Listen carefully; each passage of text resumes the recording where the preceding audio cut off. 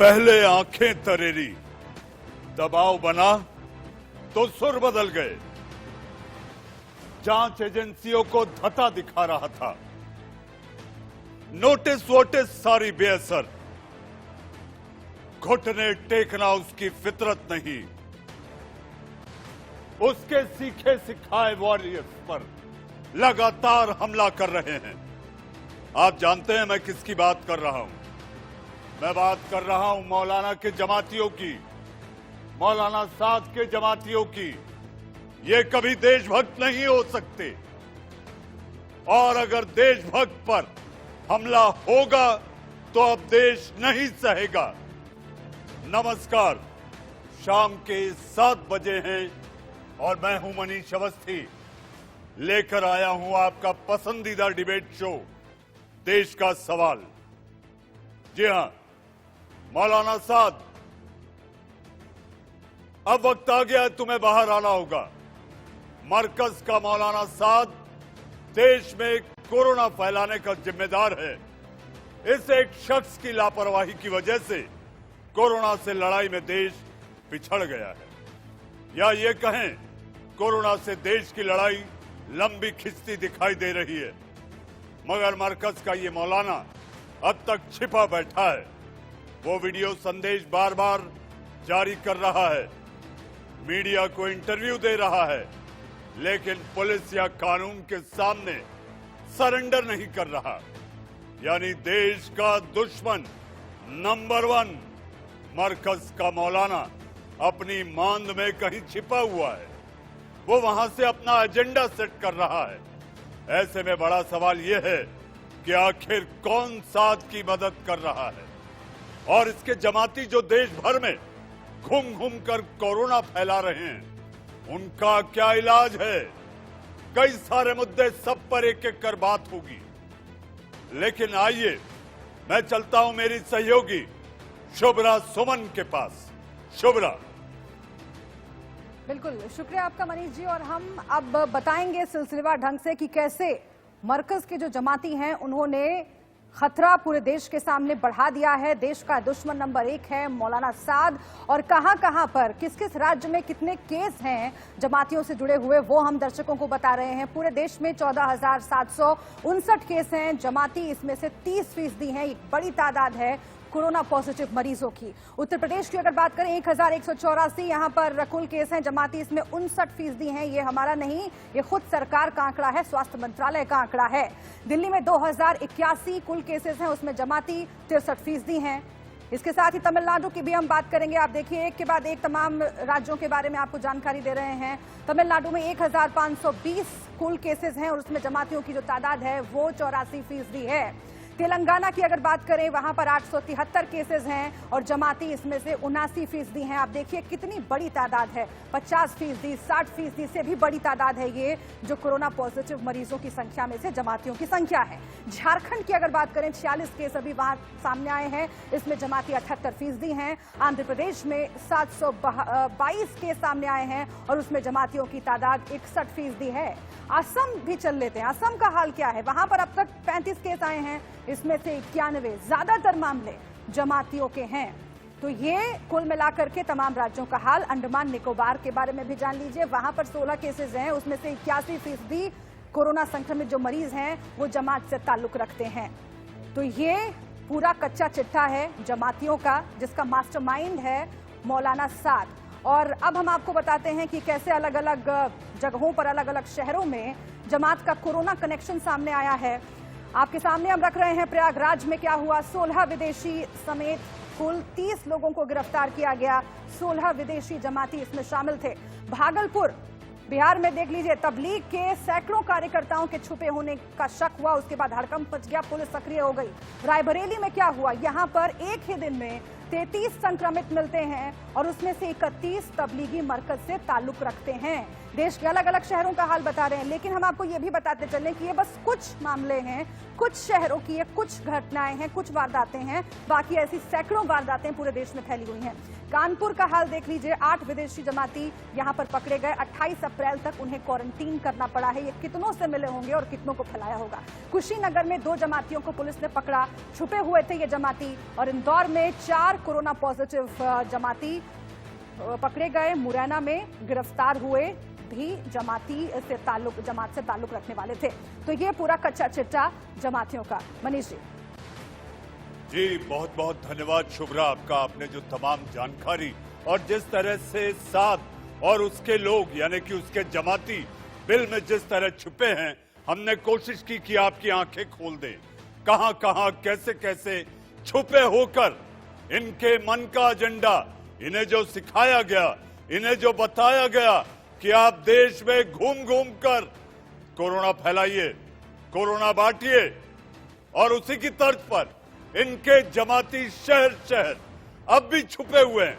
क्या प्रयागराज, और मेरी अभी जानकारी आ रही है बेंगलुरु में भी एक मस्जिद से लगभग 1.5 दर्जन जमातियों को, वो भी विदेशी जमातियों को पुलिस ने गिरफ्तार किया है। इस पर मेरे साथ चर्चा करने के लिए, मेरे साथ बातचीत करने के लिए मेहमानों का एक पैनल भी है और जरूरी भी हो जाता है। अगर चर्चा नहीं करेंगे तो इन पर दबाव कैसे बनेगा। मेरे साथ राजीव जेटली, बीजेपी के प्रवक्ता, बड़े तेज तर्रार अंदाज में अपनी बात रखते हैं। और आज डॉक्टर रवि मलिक का होना जरूरी है। डॉक्टर रवि मलिक का होना इसलिए जरूरी है कि डॉक्टर मलिक, मुझे ऐसा लगता है कि स्वास्थ्य कर्मियों पर एक के बाद एक देश के कोने कोने में जो हमले हो रहे हैं, उसके विरोध, उसके निषेध के लिए आप लोग भी आंदोलन करने की चेतावनी दे दी है। राजीव जेटली, सबसे पहले आपसे, छिप छिप कर ये जमातियों को आखिर कैसे ढूंढेगी सरकार? जी, बहुत सारे जमातियों को सरकार ने ढूंढ लिया है। जो चंद बचे हुए लोग हैं वो भी जल्दी जेल की सलाखों के पीछे जाएंगे। एक्चुअली इन जमातियों ने केवल अपना नुकसान नहीं किया, बच्चों को तो आपने देखा किस तरीके से कानपुर के मदरसों में इन्फेक्ट किया उन्होंने। छोटे छोटे बच्चे जो है वो आज जिंदगी और मौत की जंग से जूझ रहे हैं। इस तरीके के हालात पैदा कर दिए। इनको छोड़िए, ये पूरे देश के मुसलमानों के लिए एक बददुनामा दाग बन चुके हैं। हर जगह पे हर व्यक्ति को, जो गरीब व्यक्ति है, जमीन पे काम करता है, उसकी पेट पे लात मारने वाले लोग हैं। और आपके चैनलों के ऊपर बहुत लंबे वक्त से हम देख रहे थे, इनकी वकालत करने के लिए भी लोग आते थे, इनकी वकालत में भी लोग बैठते थे।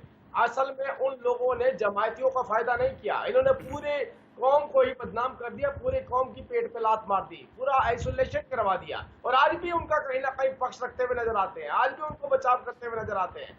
आज पूरा देश जब एकजुट हो चुका है इस लड़ाई के, इस कोरोना की लड़ाई पे, उस वक्त पे इन जमातियों का इस तरीके का रवैया, और वो जमातियों की बात छोड़िए, अगर मौलाना साद ने एक ऐलान किया कि मेरे जो फॉलोवर हैं वो इस तरीके से कोरोना फैलाएं, या मंदिर में या मस्जिद में आके, अगर मरना भी है तो मस्जिद में आके करें, उसके बाद जो लोग बाहर निकले उनके फेवर में, जो लोग बड़े बड़े बुद्धिजीवी थे वो बाहर निकले, और आज कुछ लोग तो गायब हो गए हैं।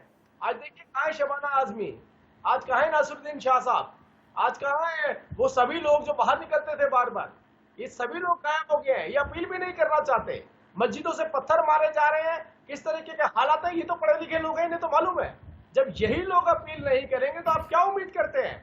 वो जो लोग नीचे इंदौर में पत्थर मारते हुए देखे गए, मुरादाबाद में पत्थर मारते हुए देखे गए, क्या वो लोग ट्रैक पे आ सकते हैं? क्या उन्हें अकल आ सकती है? नहीं आ सकती, क्योंकि सब लोग अपने घरों में छुप के बैठ गए हैं।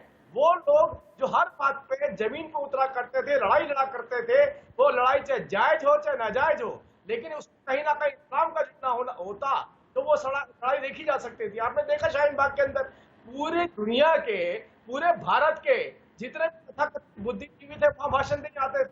आज जब लड़ाई पूरी फैल चुकी है, एक लड़ाई ऐसी महामारी, राजीव जेटली जी, राजीव जी, हम जिसका जिक्र आप कर रहे हैं कि इनके उत्पाती जमाती, इनके उकसाए, इनके बहकाए और इनके मन में जहर घोल चुके जिस तबलीग की जमात ने यहां पर शिरकत की थी, आप टीवी स्क्रीन पर देखिए, ये वो तस्वीरें हैं कि स्वास्थ्य कर्मी इनकी जान बचाने जाते हैं और ये देखिए किस तरह से पत्थर मिसाइल बरसाते हैं आपके टीवी स्क्रीन पर।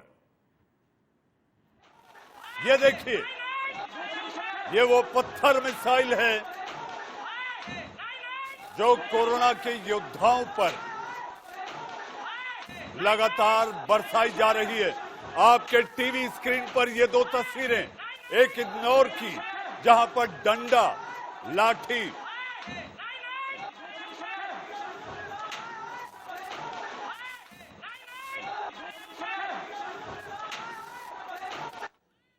जी हां, तो आपने ये दो तस्वीर देखी राजीव जी। मैंने, चूंकि आपने जिक्र किया तो मेरे सहयोगियों ने ये कहा कि हमें वो तस्वीरें भी दिखानी चाहिए। जी हां, मेरे साथ इस समय आध्यात्मिक गुरु पवन सिन्हा जी भी जुड़ चुके हैं, डॉक्टर रवि मलिक भी हैं और मेरे साथ सैयदुल कादरी साहब हैदराबाद से जुड़ चुके हैं। कादरी साहब, कब तक छिपेंगे? गली गली आज छिपे हुए हैं, जमातियों को ऑडियो संदेश देता है साथ, लेकिन खुद बाहर नहीं आता। जैसा गुरु वैसे चेले। देखिए, आपने जो देखा कि तबलीगी जमात से जुड़े हुए लोग या उनकी जमात में शरीक हुए ऐसे वालों को मुलाकात करने वालों की करीब 40,000 तबलीगी जमात से रिलेटेड लोग जो क्वारंटाइन हुए, अपने आप को थेरेपी किए। तो ये बहुत बड़ी तादाद है, इसको आप नजरअंदाज कर सकते हैं। और दूसरी तरफ अगर आप देखते हैं तो आप देखेंगे कि तेलंगाना में सबसे पहले कोरोना वायरस का कोविड पॉजिटिव जो तबलीग जमात के इंडोनेशियन आए थे उनको पकड़ा गया और क्वारंटाइन हुए, उनके साथी हुए। इसी तरह तमिलनाडु में, कर्नाटका में, आपको ये नहीं लगता कि कहीं पर भी साउथ इंडिया में या जहां पर भी जो है ये लोग हैं कि कहीं पर इस तरह से कोई मामला नहीं।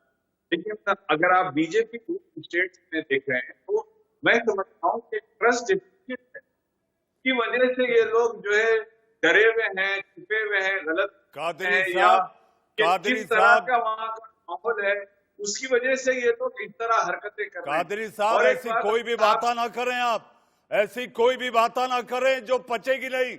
आप बातों से कतरा रहे हैं। आप जिस बात का जिक्र कर रहे हैं, प्रयागराज में 19 जमाती मिलते हैं, बेंगलुरु में मिलते हैं, आखिर इनके छुपने की वजह क्या है? योगी आदित्यनाथ उनको विश्वास में नहीं लेते, ट्रस्ट डेफिशिएंट है मुसलमानों के दरमियान में। उनकी बाजी, उनकी बातचीत, उनका अंदाज, ये खतरे उनको कॉन्फिडेंस में लेने के बराबर नहीं है। कादरी साहब, आप रुकिए। आपने कहा कि बीजेपी राज्यों में मिल रहे हैं, वहां पर प्रताड़ित हो रहे हैं। मैं आपको बताना चाहता हूं, महाराष्ट्र में बीजेपी की सरकार नहीं है, वहां पर शिवसेना, एनसीपी और कांग्रेस की सरकार है। नागपुर, मुंबई, मालेगांव, धारावी, यहां पर जो जमाती मिल रही है कहां से आए? महाराष्ट्र सरकार ने कहा 50 जमाती लापता हैं। ये तो ख्याली जो है नजर आता है मुझे, तो कोई खास ऐसा लोग नहीं है। जितने हो सकते हैं वो आ गए हैं। यूपी वगैरह में यकीनन there is a trust deficient among the people, उसकी वजह से वो लोग छुप रहे हैं, जो कि नहीं छुपना चाहिए, बिल्कुल गलत है। मैं कंडेम करता हूँ, ऐसा बोलिए ना कादरी साहब, ऐसा बोलिए आप तायद मत करिए, आप तायद मत करिए उनकी। कि क्यों हो रहा है ऐसा? क्यों साउथ इंडिया के तबलीगी जमात के तमाम लोग आ गए? मैं आपको एक बात बताता हूँ कि जब ये लॉकडाउन भी नहीं हुआ था और ये जनता कर्फ्यू भी नहीं हुआ था, हमारे तेलंगाना के चीफ मिनिस्टर जनाब केसीआर साहब, सरस्वती साहब, मेंबर ऑफ पार्लियामेंट साहब, तमाम सभी आप रुकिए कादरी साहब, आप रुकिए कादरी साहब, आप रुकिए। पवन सिन्हा आध्यात्मिक गुरु हमारे साथ हैं। पवन जी, कोई मानने को तैयार नहीं। मौलाना साद के गुर्गे बाहर आकर ये कहते हैं जितने आरोप लगाए जा रहे हैं इसका कोई लेना देना नहीं। मौलाना साद पाक था, पाक है। देखिए, मैं खत्री साहब को सुन रहा था, मुझे बड़ा ये हुआ कि वो कह रहे हैं कि इनको कॉन्फिडेंस चाहिए। देखिए एनएसए का व्यक्ति है, एनएसए वहां पर जहां ये सब लोग छुपे हुए थे निजामुद्दीन में, वहां पहुंचते हैं, मरकज में पहुंचते हैं और वहां पर बात करते हैं और किस देंगे। लेकिन अगर आप थूकेंगे तो पिटेंगे, ये बात तो एडमिनिस्ट्रेशन तो है ना। मैं अपनी जान खतरे में थोड़ी डालूंगा उनकी मरकज की वजह से, या उनकी जमात डालूंगा, या मेरे साथी लोग अगर मान लीजिए कि उन पर कोई ऐसी विपत्ति आ रही है, उन्हें ईंटें मार रहे हैं, वो पुलिस और उन पर वो तो डॉक्टर्स को मारेंगे, तो ये बहुत सीधी सी है। कॉन्फिडेंस में लेने की कोशिश की गई है। वो जमाती है, वह इस देश के नागरिक और इस देश के नागरिकों की तरह ही उन्हें व्यवहार करना होगा। अच्छे भले लोगों को यदि वह कोई कानून का पालन नहीं कर रहा है तो गाड़ी से उतारकर पुलिस सक रही है, इन थोड़ी कोई नियम बनेंगे। लोगों को इन्होंने पीड़ित किया और ये कहना कि केवल बीजेपी रूल स्टेट में है, आप तो क्रिटिसाइज कर रहे हैं इनको, क्या इनको पॉलिटिकल प्रोटेक्शन देने की कोशिश कर रहे हैं। ये बंगाल में नहीं है, हाँ? क्या ये अभी रूल मध्य प्रदेश में, लेकिन इससे पहले क्या मध्य प्रदेश में नहीं थे क्या कुछ इलाकों? तो ये कहना तो बिल्कुल स्पष्ट है कि एक वर्ग है जो इन्हें प्रोटेक्ट कर रहा है और ये वर्ग बाकी लोगों से अलग है और देश का भला नहीं चाहता। ये तय बात है और ये धीरे धीरे पूरे देश को पवन जी एक छोटा सा सवाल, पवन जी एक छोटा सा सवाल और छोटा सा जवाब चाहूंगा क्योंकि डॉक्टर रवि मलिक के पास भी जाना है। पवन जी, आपको लगता है ये एक सोची साची एक आप ये समझिए कि साजिश, एक एजेंडे के तहत ये सब कुछ हुआ और मरकज लगी थी?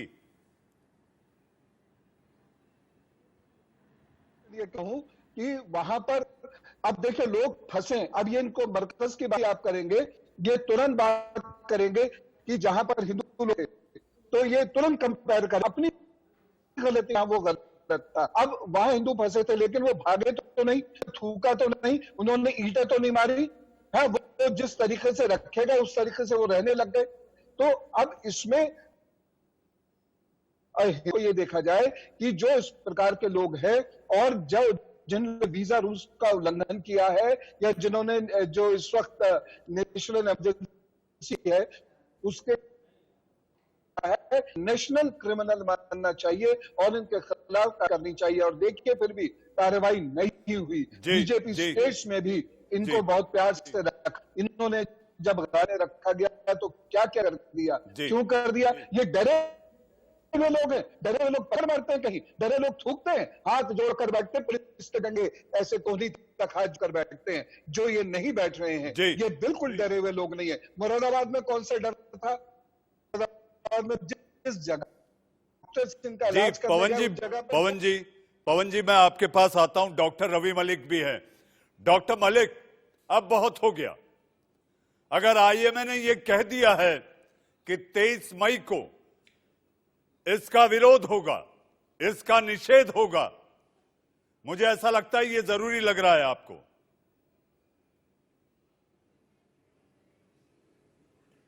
देखिए, मैं ये बताना चाहूंगा कि हमारी मेडिकल कम्युनिटी में जितनी ज्यादा पेशेंस है, जितनी सब्र है और जितना सेवा भाव है, वो शायद सोसाइटी के चंद ही ऐसे वो होंगे जिनके अंदर होगा। क्योंकि देखिए, आप इतना पिटने के बाद, इतना आप ये तस्वीरें देखिए किस तरह से खदेड़ खदेड़ के मारा जा रहा है, भगाया जा रहा है, उनको थूका जा रहा है उनके ऊपर। और उसके बाद भी आपने डॉक्टर अग्रवाल की बात नहीं सुनी, जिनको बुरी तरह से पीटा गया था मुरादाबाद में। उन्होंने कहा मैं ठीक होते फिर उसी मोहल्ले में जाऊंगा, फिर इलाज करूंगा, क्योंकि मेरे पेशेंट्स को क्वारंटीन की जरूरत है और मैं उसी शिद्दत से लगूंगा।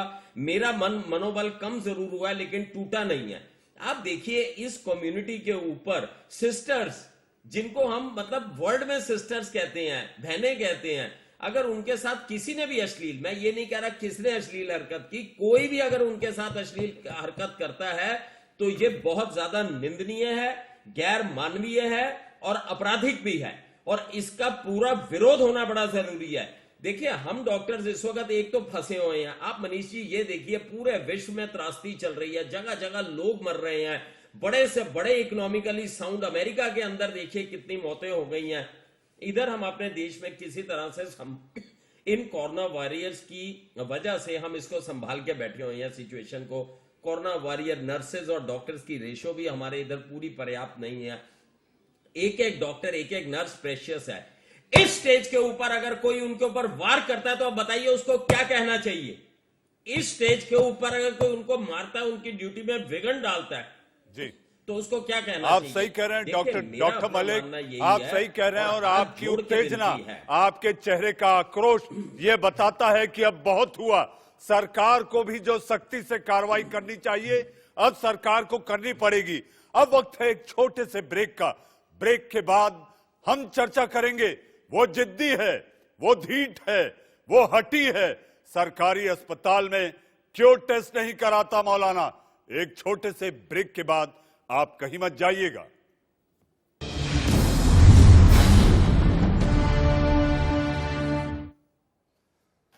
ब्रेक के बाद आपका फिर एक बार स्वागत है और इस वक्त आ रही है बड़ी खबर। आइए लिए चलते हैं corona breaking centre. Rajeev, Manish ji बड़ी खबर आ रही है महाराष्ट्र से, जहां पर सबसे ज्यादा मामले अब तक कोरोना के दर्ज किए गए हैं। मुख्यमंत्री आवास, सरकारी आवास वर्षा की सुरक्षा में तैनात एक पुलिस अधिकारी कोरोना पॉजिटिव पाया गया है और इसके साथ ही उसके संपर्क में आए 6 पुलिस अधिकारियों को क्वारंटीन कर दिया गया है। इससे पहले भी मातोश्री के पास एक चाय वाला पॉजिटिव पाया गया था, जिसके चलते मातोश्री का पूरा इलाका सील कर दिया गया था। लेकिन अब वर्षा से खबर आ रही है जहां पर यह पुलिस अधिकारी पॉजिटिव पाया गया तो खतरा अब कहीं बहुत मुख्यमंत्री के सरकारी आवास के नजदीक जा पहुंचा है। जी राजीव, मैं आपको एक बात बता देना चाहता हूं। खैरियत और कैफियत यह है कि यह सरकारी बंगला तो है मुख्यमंत्री का महाराष्ट्र के, लेकिन मुख्यमंत्री इस बंगले में नहीं रहते। राजीव, आपकी इस जानकारी के लिए आपका बहुत बहुत धन्यवाद। जी हां, आइए फिर एक बार देश के सवाल की ओर लौटते हैं कि आखिर देश का कोरोना के इस युद्ध में देश के अंदर से ही कौन है दुश्मन नंबर 1। मेरे साथ मेहमानों का पैनल बना हुआ है। मेरे साथ बीजेपी से राजीव जेटली, मेरे साथ पवन सिन्हा जी, सैयदुल कादरी साहब और डॉक्टर रवि मलिक। कादरी साहब, दिल पे हाथ रख के कह दीजिए कि मौलाना साद ने जो किया है उसमें आम मुसलमान भी पिस रहा है। मैं आपको ये बताना चाहता हूं कि मुसलमानों की 90% आबादी, 95% आबादी ऐसी थी होगी कि कोरोना वायरस के मामले से पहले मौलाना साद का नाम भी नहीं जानते थे होंगे या कुछ भी नहीं जानते। लेकिन आज जो कुछ भी मीडिया पे मरकज का जो तस्करा चल रहा है उसकी वजह है कि मुसलमान में बहुत सारे लोगों को परेशानी हो रही है और गांवों में, अजला में और इलाकों में मुसलमानों को दूध तक देने के लिए कादरी साहब एक सेकंड आप रुकिए। कादरी साहब एक सेकंड आप रुकिए। आपने कहा मीडिया में जो बखेड़ा चल रहा है, हम आपको ये बता देना चाहते हैं कि हंगामा खड़ा करना हमारा मकसद नहीं। हमारी कोशिश है ये सूरत बदलनी चाहिए। इससे आप बताइए कि किसका फायदा हो रहा है। मौलाना साद तो जहां पर भी है, स्विमिंग पूल के पास है या अपने घर में है, जहां भी है, वो हुकूमत उनको क्यों अरेस्ट की, तो हुकूमत की है। लेकिन इससे जो है गांव में लोग तरकारी ले रहे हैं या तरकारी दे रहे हैं, दूध नहीं ले रहे हैं या दूध नहीं दे रहे हैं। इस तरह के वाकयात रोनुमा हो रहे हैं, इससे कोई इनकार नहीं कर सकता। तो ये कोरोना वायरस की इस जंग में इस तरह का माहौल पैदा करने से क्या उसका फायदा होगा या नुकसान होगा, हम ये चाहते हैं सब मिल करें। कादरी साहब, सब कादरी साहब, मिलकर करें। कादरी साहब, आप दो बातें ना करें। आप दो बातें ना करें। आप एक तरफ इनकार नहीं भी कर रहे और आप दूसरी तरफ ये बोलने को भी तैयार नहीं कि हाँ मरकज से ही कोरोना का वायरस फैला इस देश में। मरकज ने ही बढ़ाया ये आंकड़ा। आपके आपके चैनल पे इससे पहले भी अर्ज किया था, फिर से एक बात कर रहा हूँ कि 18 मार्च के बाद जाहिर हो गई थी तेलंगाना के श्रीनगर में कि मरकज से निकल के जो इंडियन सिटीजन आया था साथ सारे देश के राज्यों के, सारे देश के अलग अलग राज्यों के, मैं बात कर रहा हूं 23 राज्यों में मरकज और जमाती की वजह से बड़ा आंकड़ा, कहीं 70%, कहीं 80%, कहीं 60%, और आप कहते हैं कि ये कैसे जिम्मेदार हैं? पवन सिन्हा जी सैयदुल कादरी मानने को तैयार नहीं। राजीव जेटली, मैं आपके पास आ रहा हूं। देखिए, मैं कादरी साहब आपसे इल्तिजा करना चाहूंगा कि इस प्रकार की बातें बिल्कुल मत कीजिए। मीडिया भी इस वक्त तो कोरोना वॉरियर की तरह काम कर रहा है। अगर ये मीडिया हम लोगों को कैसे पता चलेगा बताइए? कोई थूक रहा है तो थूक तो रहा है, इस बात से इनकार करेंगे, और मीडिया अगर इसको रिपोर्ट नहीं करेंगे तो हमें कैसे पता चलेगा कि ये इंसिडेंट भी हो सकता है? कोई पत्थर मार रहा है हमारे डॉक्टर्स के तो वो मार रहा है, वो खबर मीडिया उसको रिपोर्ट करेगा, तो हम चाहते हैं जो आप दरअसल जमाती को बाराती बना रहे हैं और हमसे ये कह रहे हैं, सरकार भी उनकी आपकी पा रहे, हम भी उनका कॉन्फिडेंस जीते, अब वो हमारे डॉक्टर्स, हमारे पुलिस, हमारे रिपोर्टर्स हम पर वो कुछ भी करें। और ये हिंदू मुसलमान इशू नहीं है साहब, मुसलमान भी खासे नाराज हैं जमातियों से, मैं आपको बता रहा हूं, और उन्होंने तलाकर अखबार में आकर अपने स्टेटमेंट्स दिए हैं। लेकिन आप जैसे लोगों के साथ ये दिक्कत है कि ये बात जैसे अभी कही अवस्थी जी ने कि आपको पता है कि आप गलत कह रहे हैं, लेकिन आप उसको सही कहने में डर रहे हैं। क्यों डर रहे हैं? साद साहब ने जब एक बार स्टेटमेंट मौलाना साद होने वाली इसको भाग क्यों कर रहे हैं? क्रिमिनल इसलिए भाग रहे हैं। अगर तो क्रिमिनल नहीं होते तो कभी भी नहीं भागते, सामने आते, लोगों का सीना तान के मुकाबला करते। लेकिन क्रिमिनल है, सारे लोग क्रिमिनल है। पवन जी, जिस तरीके से पवन जी, मैं आता हूं आपके पास। सैयदुल कादरी साहब रुकिए। बीजेपी प्रवक्ता राजीव जेटली से मेरा एक सवाल है। राजीव जी, बड़ा गौर से सुनिएगा।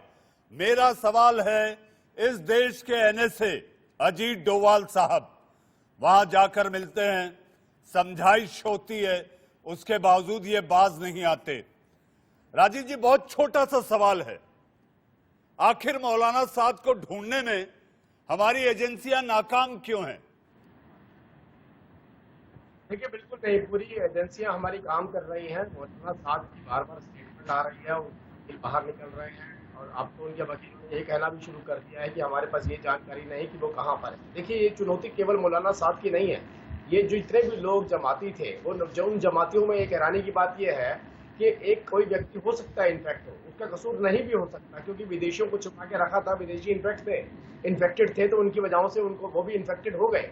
लेकिन यहाँ पर इशू यहाँ पर ये आता है कि जब वो जमाती वहां से निकले, अपने अपने घरों की तरफ गए, तो उनमें कुछ रोहिंग्या भी थे। वो रोहिंग्या अपने कैंप में नहीं पहुंचे, कुछ श्रम विहार में, कुछ शाहीन बाग में जहां पर रहते थे, वो अपने कैंपों में नहीं पहुंचे। तो क्या मंशा रही होगी उसके पीछे की? ऊपर से मौलाना साद की एक स्टेटमेंट आना जिसमें ये कहना कि अगर किसी को मरना है तो मस्जिद में मरे, ये वायरस हमारे लिए, हमारे खिलाफ एक षड्यंत्र है। अगर इस तरीके की स्टेटमेंट आ रही है और जमाती जो वहां से निकले, तबलीगी वहां से निकले हैं, वो तबलीगी अपनी जगह पर नहीं पहुंच के कहीं ना कहीं।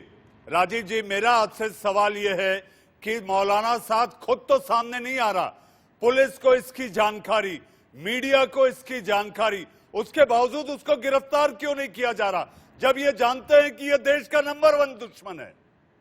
बिल्कुल नंबर 1 दुश्मन अवस्थी जी, मैं आपसे एग्री करता हूं। और उसकी पूरी की पूरी, देखिए, आपने देखा ईडी ने किस तरीके से उनके सारे बैंक अकाउंट की डिटेल निकाली, किस तरीके से मोटा मोटा या पैसा उनको विदेशों से मिलता रहा है, सारा का सारा खाका तैयार कर दिया। इनफैक्ट उस बिल्डिंग को भी, जिस बिल्डिंग को हमारी भी पॉलिटिकल पार्टियों ने पूरी तरह से बूस्ट करके रखा, वहां पर पूरा समर्थन देके रखा, उस बिल्डिंग का भी पूरा हिसाब किताब निकाल लिया गया।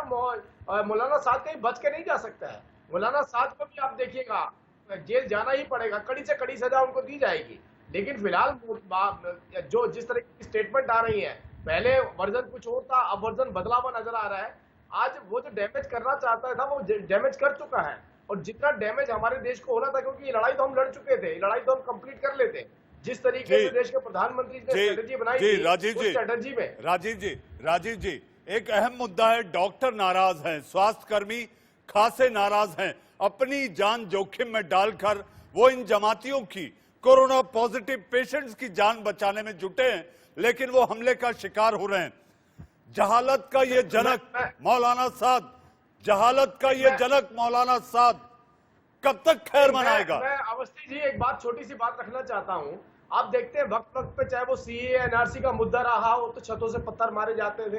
आपने देखा अभी डॉक्टर्स के ऊपर, चाहे इंदौर में, मुरादाबाद में, कानपुर में, जहां पे भी देखिए छतों से पत्थर मारे जाते हैं। अवस्थी जी आप अपने आसपास कितनी भी छतें देख लीजिए, आपको एक ईंट नहीं मिलेगी किसी की छत के ऊपर। ये क्या है कि हर छत के ऊपर पत्थर पड़े हुए होते हैं, और चाहे कोई उनकी जान बचाने आए उसे भी मारेंगे, कोई शांति के लिए आए, पुलिस आए तो उसे भी मारेंगे, हर किसी को पत्थर मारेंगे। मैं तो ये कादरी साहब से कहना चाहता हूं, कादरी साहब राजीव जी राजीव जी आपने छत पर पत्थर का जिक्र किया।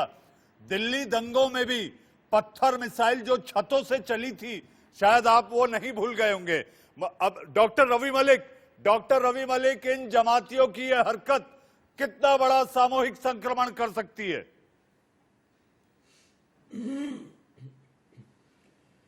देखिए, मैं एज अ मेडिकल डॉक्टर आपको बताना चाहूंगा, अगर एक व्यक्ति कोई भी अगर क्वारंटाइन में नहीं है तो 406 व्यक्तियों को वो इन्फेक्शन कर सकता है अगर लॉकडाउन की स्थिति नहीं है तो।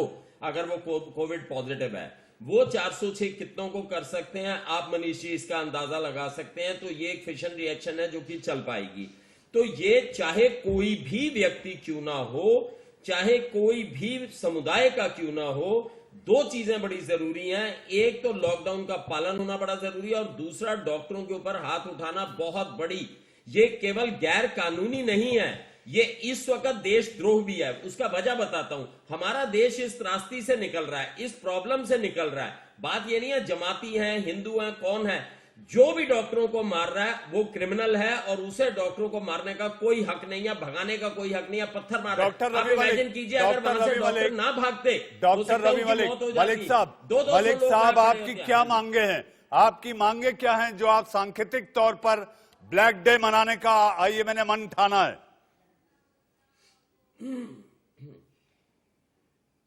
देखिए हमारी मांग यही है कि जो भी लोग डॉक्टरों के ऊपर हमला कर रहे हैं उनको बिल्कुल हमला नहीं करना चाहिए, उनको समझना चाहिए, और अगर कोई हमला करता है उसके साथ सख्ती के साथ सरकार को पेश आना चाहिए। इससे जो हमारा देश है वो भी कमजोर लगता है। आप ये बताइए विश्व में कहां पर ऐसा होता है कि डॉक्टरों को इस तरह से पत्थर ले लेके? क्या अमेरिका में होता है, यूके में होता है? तो हमारी डिमांड ये है, ये इन लोगों को सख्त से सख्त सजा होनी चाहिए, इनको जेल होनी चाहिए, ये कॉग्निजेबल नॉन बेलेबल ऑफेंस होना चाहिए, और इनके खिलाफ सख्त कार्रवाई होनी चाहिए। जी डॉक्टर रवि मलिक। सैयदुल कादरी साहब, मैं अपनी बहस के आखिरी पड़ाव में हूं। एक छोटा जवाब ये कि आप मानते हैं कि मौलाना साद देश का दुश्मन नंबर 1 है? इस लड़ाई में कोरोना से युद्ध लड़ रहा है देश और वो छुपा बैठा है। नहीं, नंबर 1 नंबर 2 की बहस नहीं है। फिर यह है हम सबको कोरोना से मुतहदा तौर पर लड़ना है। और जो डॉक्टर साहब ने अभी कहा कि मैं उनके साथ हूं, 100% ये एहतराम होना चाहिए। जो डॉक्टर्स फील्ड में काम कर रहे हैं उन सब का एहतराम होना चाहिए, और जो भी उनको पत्थर मारा उसको सख्त से सख्त जेल में डालिए। कादरी साहब आपकी बातचीत और आपके जवाबों से मुझे एक बात याद आती है, मनचाहा कहने के लिए अनचाहा सुनने की आदत भी डालिए। कादरी साहब, आप राजीव जेटली कितने जल्दी पकड़ा जाएगा ये देश का दुश्मन नंबर 1? अवस्थी जी देखिए, पुलिस, इंटेलिजेंस एजेंसीज सभी लोग उसको ढूंढ रहे हैं और बहुत जल्दी उसको डिटेन करा जाएगा। आपने देखा जब हमने बाकी मस्जिदों से निकाल लिए हैं, हमने तमिलनाडु से निकाले हैं, हमने दूसरी अभी भी निकल रहे हैं राजीव जी, देश के अलग अलग शहरों से जमाती अभी भी मस्जिदों से, मदरसों से, बिल से एक कर बाहर आ रहे हैं। बिल्कुल, देखिए कुछ तो इनफैक्ट होके जो संदेश गया था मौलाना साद का, वो संदेश गलत था कि अल्लाह बचाएगा, मस्जिद में मरिए, वो संदेश गलत था। ये बात तो समझ में आ गई सबको। जी राजीव जी, पवन जी लास्ट कमेंट, आखिर मौलाना साद का क्या इलाज होना चाहिए? 124A ये वो धारा है जो देशद्रोह की धारा है, इसमें ये बुक होने चाहिए और इसके साथ साथ नेशनल सिक्योरिटी एक्ट में बुक होने चाहिए। जी, तो देश का सवाल में आज मेरे साथ आप लोग जुड़े, आप सभी का बहुत बहुत धन्यवाद। लेकिन हम जाते जाते इतना कहना चाहेंगे, देश का सवाल में देश के दुश्मन नंबर 1 पर इस कार्यक्रम में इतना ही कहेंगे कि ये मरकज वाले जमाती दिखाई नहीं देते, ये तो कोरोना की जमात दिखाई देती है। अब वक्त है एक ब्रेक का। ब्रेक के बाद कोरोना वॉरियर्स पर दिखाएंगे आपको एक अच्छी खबर। देश के विभिन्न राज्यों में पुलिस लॉकडाउन लागू कराने के लिए शिद्दत से जुटी है, मगर लॉकडाउन के बीच पुलिस के अलग अलग रूप भी देखने मिल रहे हैं। नागपुर में पुलिस कमजोर तबके के लिए जहां एक तरफ खाने का इंतजाम कर रही है, तो वहीं दूसरी ओर शेल्टर होम्स में रह रहे लोगों के लिए मनोरंजन का भी ख्याल रखा जा रहा है। यही नहीं, इसके अलावा नागपुर पुलिस ने लोगों की शिकायतों को एड्रेस करने के लिए एक वार रूम भी बनाया है। नागपुर के police commissioner doctor Bhushan Kumar Upadhyay के मुताबिक इस तरह के तमाम सामाजिक कार्यों की वजह से पब्लिक और पुलिस के बीच बॉन्डिंग और मजबूत हुई है।